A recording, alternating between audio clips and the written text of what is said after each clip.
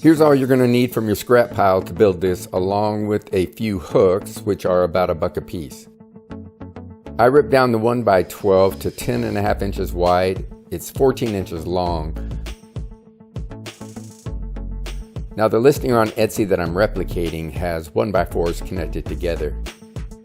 I'm going to score this board in a couple places at about 1/8 of an inch deep to give it a 3-board look.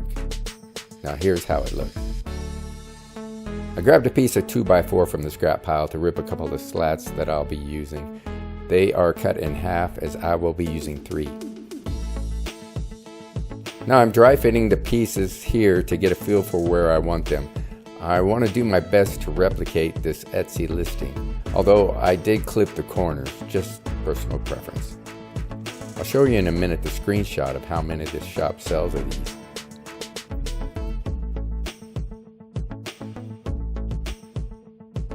Now it's time to give all the pieces a good sanding. Have I mentioned before how much I just love sanding? Sanding with 220 grit, by the way.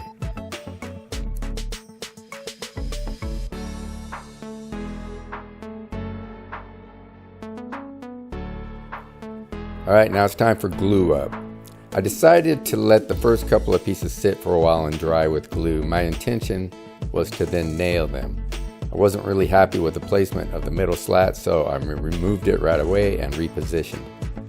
Now the shop on Etsy has several colors of stain and paint options.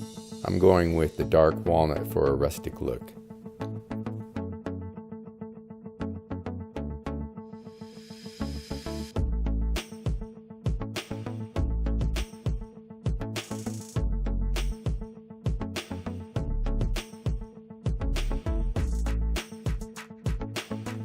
Here I'm installing the hanging hardware and along with a couple of felt pads to protect the wall.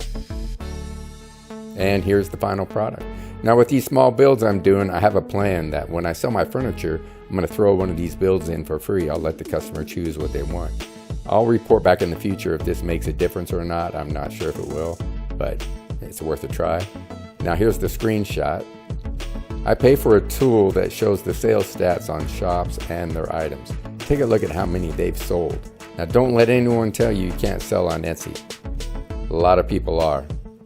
Thanks guys, I'll catch you on the next video.